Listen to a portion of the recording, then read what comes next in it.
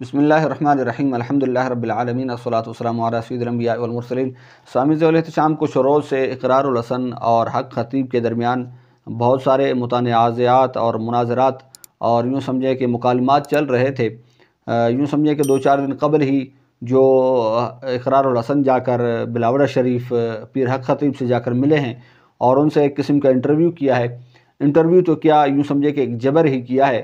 بہرحال جو بھی کیا ہے اچھا ہی کیا ہے۔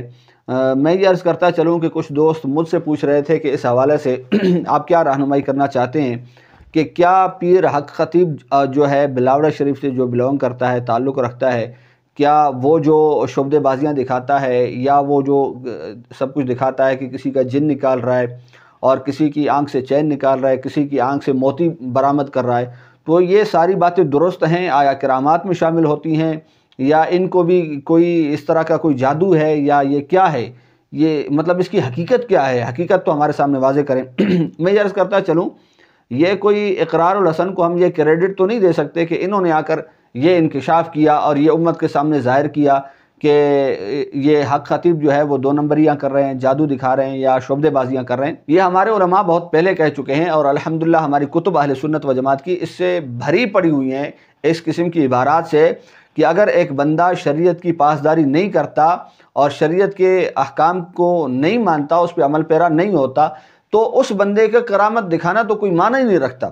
ہاں، اس کو شعبدے بازی کہہ سکتے ہیں، اس کو ٹوٹکے کہہ سکتے ہیں، اس کو کچھ اور آپ نام دے سکتے ہیں، اس کو یوں سمجھیں کہ آنکھ کے اوپر پردہ ڈالنا کہہ سکتے ہیں، لیکن یہ کوئی کرامات نہیں ہے، بلکہ ہمارے بزرگوں سے تو اس حد تک منقول ہے کہ اگر آپ کے سامنے کسی نے آ کر کہا کہ فلانا جو ہے وہ ہوا میں اڑ کر دکھاتا ہے، آپ نے کہا یہ کون سی بڑی بات ہے، ہوا میں تو مکھی بھی اڑتی ہے۔ انہوں نے کہا نہیں جناب، وہ تو پانی میں جو ہے نا، پانی کے اوپر چل کے دکھاتا ہے، پانی کے اندر تیر کے دکھاتا ہے۔ انہوں نے کہا یہ کون سی بڑی بات ہے، یہ تو مچھلی بھی کام کر لیتی ہے۔ تو کہا پھر اصل کام کیا ہے؟ انہوں نے کہا کہ اصل کام ہے کہ شریعت کے اوپر عمل پیرا ہو کر دکھا دینا۔ بہرحال ولایت اور کرامات کا ثبوت تو ہمیں قرآن پاک سے بے شمار آیات بینات سے، حضور علیہ الصلوۃ والسلام کے فرامین مقدسات سے واضح طور پہ ملتا ہے۔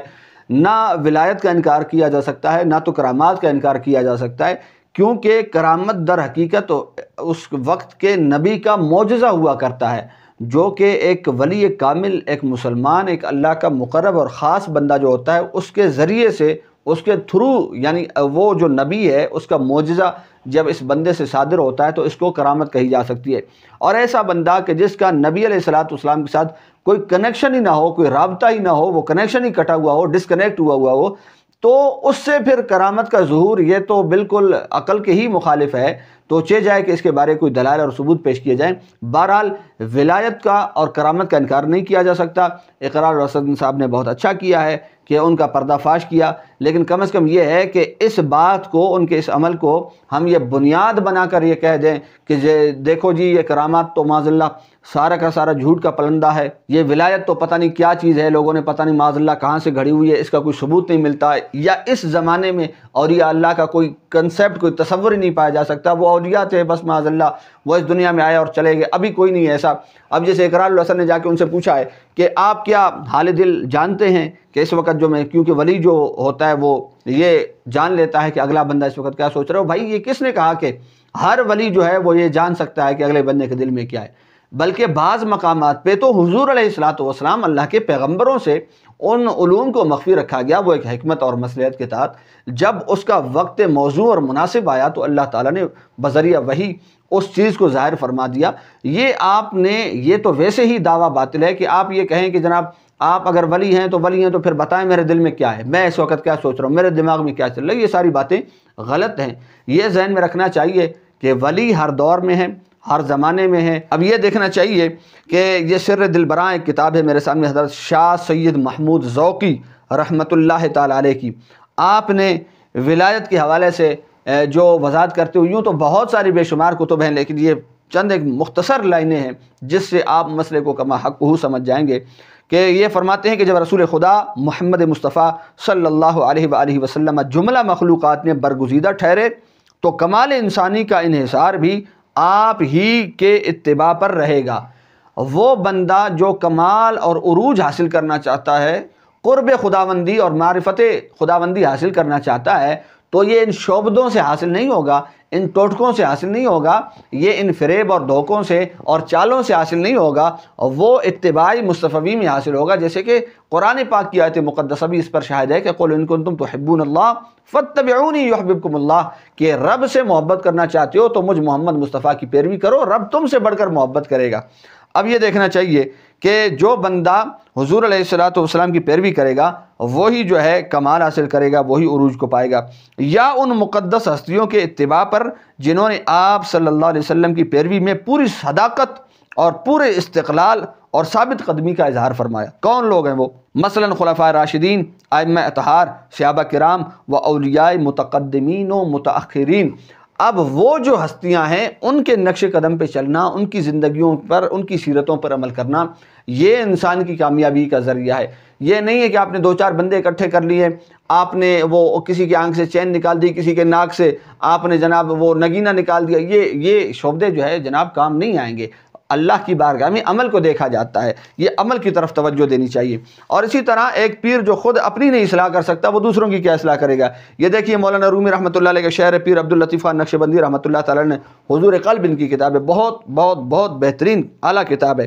اس میں آپ نے ایک شعر ان کا یعنی مولانا رومی رحمۃ اللہ علیہ کا ذکر فرمایا، فرماتے ہیں کہ رہبر راہ طریقت بود کہ با احکام شریعت می رود، کہ بھائی طریقت کا تو رہنما، راہبر اور قائد، سپہ سالار وہ ہو سکتا ہے کہ جو بندہ خود پہلے شریعت پر عمل کر کے دکھائے۔ ایک بندہ شریعت سے کورا ہے، خود شریعت کی یوں سمجھے شین بھی اسے نہیں آتی، جیسے کہ اقرار الحسن صاحب نے جا کے حضرت خطیب سے کہا کہ آپ بتائیں آپ جو دم کرتے ہیں آپ کون سی آیت پڑھتے ہیں، کون سے کلمات خیر پڑھتے ہیں، کون سی صورتیں پڑھتے ہیں، ہمیں بھی بتائیں بھائی، ہم بھی پڑھیں، ہم بھی مسلمان ہیں، ہم پڑھ کے اپنے بچوں کو دم کریں۔ آپ نہیں چاہتے، آپ خیر نہیں چاہتے کسی کی، اگر آپ کو آتا ہے ایسا دم، ایسا کوئی عمل ہے تو بتائیں اور لوگوں کو۔ آپ اللہ کے کلام سے لوگوں کو شفا دیتے ہیں یا پڑھتے ہیں؟ کیا پڑھتے ہیں حضرت؟ دیکھیں میں بسم اللہ الرحمن الرحیم پڑھتا ہوں، اس میں کسی کا کچھ نہیں۔ اچھا، بسم اللہ میں کائنات پوری میں طاقت ہے، قرآن کو پڑھ کے بسم اللہ پڑھ کے دم کرنا شریعت میں نہیں ہے۔ اچھا تو آپ صرف بسم اللہ پڑھتے ہیں؟ یعنی جو مرضی حضرت یہ سوال میں تو بڑے ادب سے سوال کر رہا ہوں، آپ تو یہ نہ کریں نا۔ سوال کے طور پر آپ بتا دیجئے کہ میں یہ اللہ کا کلام پڑھتا ہوں، اس میں تو کوئی گستاخی نہیں کر رہا نا حضرت۔ میں بسم اللہ پڑھتا ہوں، بس کافی ہے۔ آپ بسم اللہ پڑھتے ہیں، یعنی جو آپ کا جو پھونک ہوتی ہے میں تو اس کا کرتا بھی نہیں تاکہ ظاہر کسی کے دل آزاری نہ ہو، تو آپ اس میں اس کے درمیان میں بسم اللہ پڑھتے ہیں؟ بسم اللہ پڑھتا ہوں، اس کے علاوہ آپ کچھ نہیں پڑھتے؟ میرا اپنا معاملہ ہے نا، میں سر اسی لیے تو ہم حاضر ہوئے، آپ کہیں گے سارا معاملہ ہی میرا، تو ہمارے تو سوالات ہی ختم ہو گئے۔ میں کسی کو دکھانے کا پابند نہیں ہوں۔ نہیں ہاں جی، میری گزارش سنیے، میں دیکھ 10 بجتا میں آپ سے کوئی لڑائی نہیں کر رہا، میرا سوال آپ نہیں پوچھ سکتے، نہیں کیا کوئی نہیں پوچھ سکتا۔ اب لیکن انہوں نے جناب نہیں بتایا، تو اس سے صاف ظاہر ہوتا ہے کہ ان کو قرآن بھی نہیں پڑھنا آتا ہے۔ ایک بندہ جسے قرآن نہ پڑھنا ہے وہ اپنی کیا اصلاح کرے گا اور غیروں کی کیا اصلاح کرے گا؟ تو پہلے تو میں کہوں گا کہ سورہ تحریم کی اس آیت پہ عمل کریں، یا ایھا الذین آمنوا قوا انفسکم واہلیکم نارا، اور پہلے تم اپنے آپ کو جہنم سے بچا لو، پہلے اپنے گھر والوں کو جہنم سے بچا لو، پھر چلنا تم امت مصطفیہ علی صاحبہ الصلاۃ والتسلیم کی جو اصلاح ہے وہ ان کو اس کے لیے۔ اچھا یہاں پہ پھر کچھ لوگ کہتے ہیں نہیں جناب جی اولیاء اللہ تو معاذ اللہ ختم ہو گئے، اس زمانے میں تو اولیاء ہے ہی نہیں، ملتے ہی نہیں ہیں۔ لیکن یہاں پر جو انہوں نے لکھا ہے کہ پہلی بات تو یہ ہے کہ زمانہ کبھی اولیاء اللہ سے خالی نہیں رہتا، یہ اہل سنت کا، یہ قرآن کا، یہ حدیث کا، صحابہ کرام کا یہی نظریہ، یہی عقیدہ ہے کہ بھائی زمانہ کبھی اولیاء اللہ سے خالی نہیں رہتا۔ یہی کتاب ہے سر دلبراں، اس سے میں یہ عبارت پڑھ رہا ہوں۔ آپ فرماتے ہیں کہ جب ہر نبی کے زیر قدم کم از کم ایک ولی کا ہونا ضروری ہے تو ناممکن ہے کہ کوئی زمانہ اولیاء اللہ سے خالی رہے۔ اگر 1.25 لاکھ پیغمبر گزرے ہیں تو کم از کم 1.25 لاکھ اولیاء اللہ کا ہر زمانہ میں رہنا لازمی ہے۔ ہر زمانہ میں کم از کم 1.25 لاکھ اولیاء اللہ تو ہیں۔ پھر کیا ہوتا ہے؟ زمانہ کبھی اللہ کے خاص بندوں سے خالی نہیں رہتا، یہ بات جو ہے وہ ذہن میں رہنی چاہیے۔ جو غلط فہمی عوام میں پھیل رہی ہے کہ اس زمانہ میں اولیاء اللہ نہ اگلی سی تعداد میں ہیں نہ اگلے سے تصرفات رکھتے ہیں، اب اس کا کیا حکم ہے؟ فرماتے ہیں کہ سراسر لغو اور بے بنیاد ہے، اس کی کوئی حیثیت ہی نہیں ہے۔ یہ جو ایک کنسیپٹ، ایک نظریہ جو لوگوں کے ذہنوں میں بیٹھ چکا ہے کہ اب نہ تو وہ اولیاء اللہ اس زمانے میں رہے ہیں اور نہ تو ویسے تصرفات و کرامات رہی ہیں، یہ کنسیپٹ بالکل غلط ہے۔ کیونکہ یہ کسی کے کہہ دینے سے غلط نہیں ہے، یہ آپ یہ نہ سمجھیں کہ بھائی آپ نے کہہ دیا غلط ہے تو کیسے غلط ہے، یہ آپ پھر یا تو ثابت کریں کہ اولیاء اللہ ہر زمانے میں موجود ہوتے ہیں۔ جی جناب، اس پر حدیث پاک ملاحظہ فرمائیے کہ حدیث قدسیہ کے طور پہ اولیائی اللہ تعالیٰ کا فرمان ذیشان ہے، اولیائی تحت قبائی لا یعرفہم غیری، رب تعالیٰ فرماتا ہے کہ میرے اولیاء، میرے دوست، میرے برگزیدہ اور چنیدہ بندے میری چادر، میری قبا کے نیچے رہتے ہیں، لا یعرفہم غیری، میرے سوا ان کو کوئی نہیں پہچانتا۔ یا تو پھر وہ پہچان سکتا ہے کہ جس کے بارے میں خدا چاہے، جس کے بارے میں رب چاہے اس کی طرف رہنمائی کر دے تو وہ بندہ ان کو پہچان لیتا ہے۔ اس طرح تو نہیں ہے کہ بیڈ پر سوئے سوئے آپ یہ دعویٰ کریں کہ نہیں جی اولیاء اللہ اس زمانے میں نہیں رہے۔ یہ تو نہیں ہے نا کہ آپ سود وہاں سے لے رہے ہیں اور آپ کہیں کہ نہیں جی اولیاء اللہ نہیں رہے ورنہ ہماری اصلاح کر دیتے۔ اب اس طرح تو نہیں ہے کہ آپ حرام خوری کر رہے ہیں اور رشوت بھی کھا رہے ہوں، سارا کچھ بھی کر رہے ہوں، دو نمبریہ بھی کر رہے ہوں اور آپ کہیں نہیں جی جناب نہ اولیاء اللہ رہے نہ ویسے تصرفات رہے۔ آپ نے تلاش ہی کتنا کیا اولیاء اللہ کو؟ میں سادہ سی ایک مثال ہمیشہ دیا کرتا ہوں، ایک چھوٹی سی چیز آپ کو ایک قلم بھی چاہیے ہوتا ہے نا، آپ مارکیٹ میں 10 دکانوں پہ گھوم کے کہاں اچھا ملے گا، کس سے مناسب ملے گا، کس سے سستا ملے گا، کس سے پائیدار ملے گا، آپ وہاں سے جا کے خریدتے ہیں۔ جب باری آتی ہے اولیاء اللہ کی تو یا یوں جناب کمر پر ہاتھ رکھ کے اور سر کو پکڑ کے نہیں جی اولیاء اللہ تو رہے ہی نہیں ہیں۔ اب اولیاء اللہ نہیں رہے تو ان کے تصرفات بھی نہیں رہے، الیاذ باللہ اس طرح کی باتیں اور کلمات ہماری زبانوں سے نکل جاتے ہیں۔ پھر اب دیکھیے ولایت کے کتنے درجات ہیں، ولایت کہ کتنی اقسام ہیں ولایت کی۔ فرماتے ہیں کہ ولایت خاصہ ہوا کرتی ہے، ولایت شمسی ہوا کرتی ہے، ولایت صغریٰ ہوا کرتی ہے، ولایت عامہ ہوا کرتی ہے، ولایت علیہ ہوا کرتی ہے، ولایت قمری ہوا کرتی ہے، ولایت کبریٰ ہوا کرتی ہے، ولایت ملأ اعلیٰ ہوا کرتی ہے، ولایت محمدی ہوا کرتی ہے، ولایت مطلقہ، ولایت مقیدہ ہوا کرتی ہے۔ کس کس کی اقسام کی تعریفات آپ کے سامنے کی جائیں۔ عرض یہ ہے کہ آپ اولیاء اللہ کی تلاش کریں، اولیاء اللہ کی جستجو کریں، اولیاء اللہ سے محبت رکھیں۔ دیکھیں قرآن پاک میں رب تعالیٰ نے فرمایا الا ان اولیاء اللہ لا خوف علیہم ولا هم یحزنون، بڑی معروف آیت ہے، ہر بندے نے تقریباً دوسرے تیسرے نے سن رکھی ہوتی ہے۔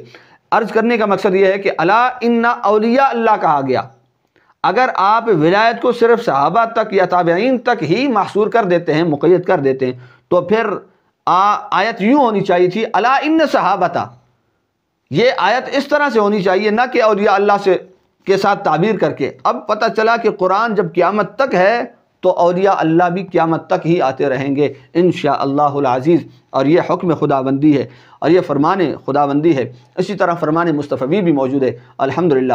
تو اہل سنت کا یہ مسلم عقیدہ ہے کہ اولیاء اللہ ہر زمانے میں رہے ہیں، ان کی کرامات بھی رہی ہیں، ان کے تصرفات بھی رہے ہیں، بس فرق اتنا رہا ہے پہلے کے لوگ جستجو کرتے تھے، تلاش کیا کرتے تھے، آج یہ ذوق ختم ہو گیا، آج یہ شوق ختم ہو گیا، آج یہ ظرف ختم ہو گیا، آج یہ جستجو ختم ہو گئی ہے۔ اللہ پاک ہمیں اولیاء اللہ کی محبت عطا فرمائے، ان کی سیرتوں پہ عمل کی توفیق عطا فرمائے، آمین بجاہ سید المرسلین۔